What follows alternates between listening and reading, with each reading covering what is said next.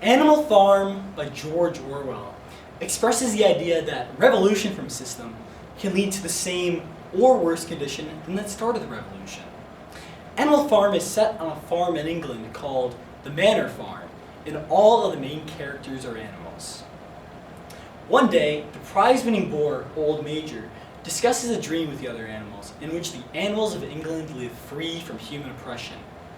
Old Major dies only a few nights later, but two other pigs, Snowball and Napoleon, write his ideas into the philosophy of animalism.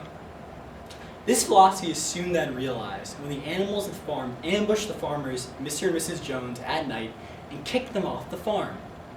After renaming the farm to the Animal Farm, brief prosperity ensues, but not before Snowball and Napoleon disagree over the future of the farm.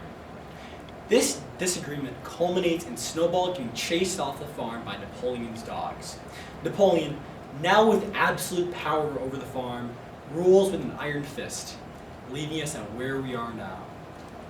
Animal Farm by George Orwell.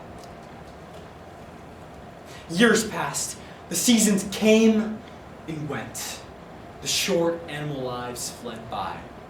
A time came when there was no one who remembered the old days before the rebellion, except Clover, Benjamin, Moses the Raven, and a number of pigs. Muriel was dead. Bluebell, Jessie, and Pincher was dead. Snowball was forgotten, and Boxer was forgotten, except by the few who had known him. Clover was a stout old mare by now, stiff in the joints and with a tendency to rheumy eyes. She was 2 years past the retiring age, but in fact, no animal had ever actually retired. The talk of setting aside a corner of the pasture for superannuated animals had long since been dropped. There are many more creatures on the farm now, though the increase was not as great as had been expected in previous years.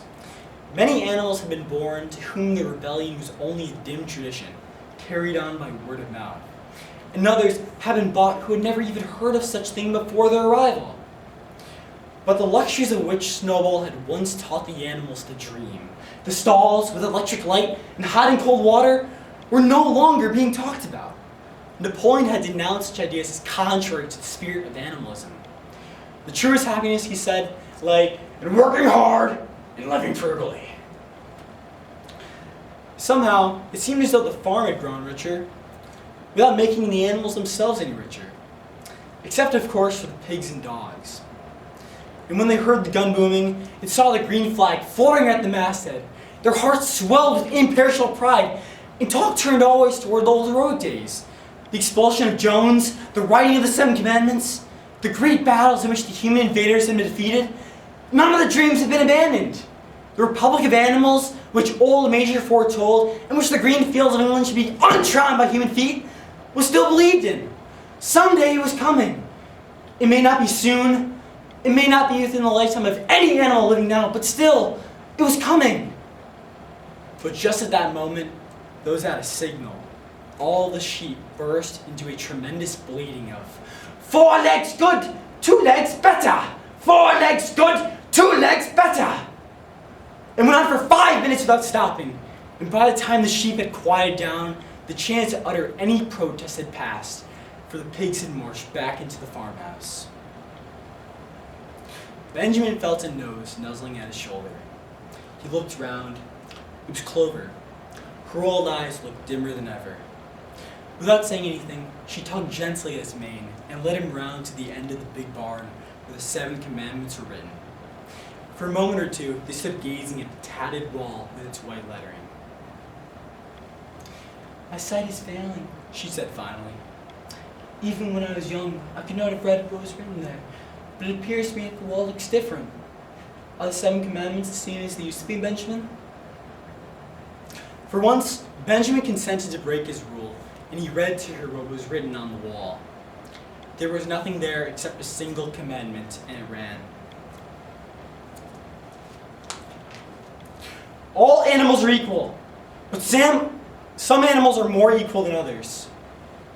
After that, it did not seem strange when the next day the pigs who were supervising the work of the farm animals all carried whips in their trotters. It did not seem strange when the pigs had bought themselves a wireless set, or arranging to install a telephone, had taken out subscriptions to John Bull, Titbits, and the Daily Mirror. It did not seem strange when Napoleon was seen strolling in the farmhouse garden with a pipe in his mouth. No, not even when the pigs took Mr. Jones's clothes out of the wardrobes and put them on. Napoleon, himself appearing in a black coat, rat-catcher breeches, and leather leggings, while his favorite sow appeared in the watered silk dress which Mrs. Jones had been used to wear on Sundays. A week later, in the afternoon, a number of dog carts drove up to the farm. A deputation of neighboring farmers had been invited to make a tour of inspection. They were shown all around the farm and expressed great admiration for everything they saw, especially the windmill. The animals were weeding the turnip field. They worked diligently, hardly raising their faces from the ground, and not knowing whether to be more frightened of the pigs or of the human visitors. That evening, loud laughter and bursts of singing came from the farmhouse. He had only one criticism, he said, to make in Mr. Pilkington's excellent neighborly speech. Mr. Pilkington had referred throughout to Animal Farm. He could not, of course, know, for he, Napoleon, was only for the first time announcing it, that the name Animal Farm had been abolished. Henceforward, the farm must be known as the Manor Farm, which he believed was its correct and original name. Gentlemen, concluded Napoleon, I'll give you the same toast as before, but a different form. Fill your glass to the brim, gentlemen, to prosperity at Manor Farm. There was the same hearty cheering as before, and the mugs were emptied to the dregs. But as the animals outside gazed in at the scene, it seemed to them that some strange thing was happening. What was it that had altered in the faces of the pigs? Clover's dim eyes flitted from one face to another. Some of them had 5 chins, some had 4, some had 3, but what was it that seemed to be melting and changing? Then, the applause having come to an end, the company took up their cards and continued the game that had been interrupted, and the animals crept silently away. They had not gone 10 yards when they stopped short. An uproar of voices was coming from the farmhouse. They rushed back and looked through the window again. Yes, a violent quarrel was in progress. There were shoutings, bangings on the table, sharp suspicious glances, furious denials. The source of the trouble appeared to be that Napoleon and Mr. Pilkington had each played an ace of spades simultaneously. 12 voices were shouting in anger, and they were all alike. No question now what had happened to the faces of the pigs. The creatures outside looked from pig to man, and from man to pig, and from pig to man again. But already, it was impossible to say which was which. Thank you.